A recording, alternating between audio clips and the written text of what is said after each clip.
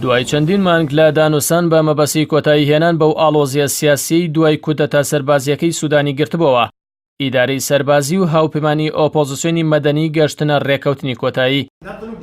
محەممەد حەسەن لە باد نوێنەری کاروباری سوودان لە یەکێتی ئەفریقا کە نێوەندگیری لە دانوسانەکاندا کردووە بە میدیاکارانی ڕاگەیاند ئەنجومەنی کاتی سەربازی و هاوپەیمانی هێزەکانی ڕاگەیاندنی ئازادی و گۆڕانکاری لەسەر هەموو مادەکانی ڕاگەیاندراوی دەستوور پێگاتون.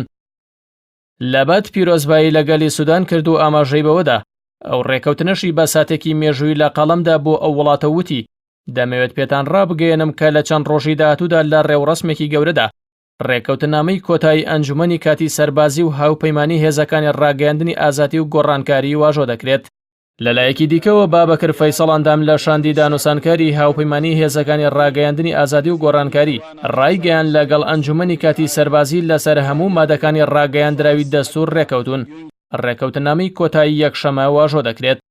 فەیسەڵ تیشکی خستە سەر ئەوەی هەردوو لا بە تەواوی گەشتونەتە ڕێکەوتن لەسەر تێکستی ڕاگەیاندراوی دەستوور. دوای سەرجەم کارەکانی ئەمڕۆی لیژنە تەکنیکیە هاوبەشەکان لەبارەی ڕەشنووسی یاسایی و زمانی تێکستەکە ڕۆژی یەکشەمە ڕێکەوتنامەی کۆتایی واژۆ دەکرێت.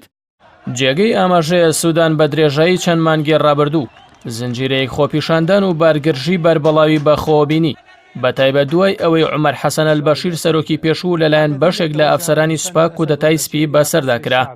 سەرچاوی ئاڵۆزیەکانیش لەوەوە دروست بوو کە ئەفسەرانی کودەتە نیازی ڕادەستکردنی دەسەڵاتیان بە تیمێکی مەدەنی نەبوو.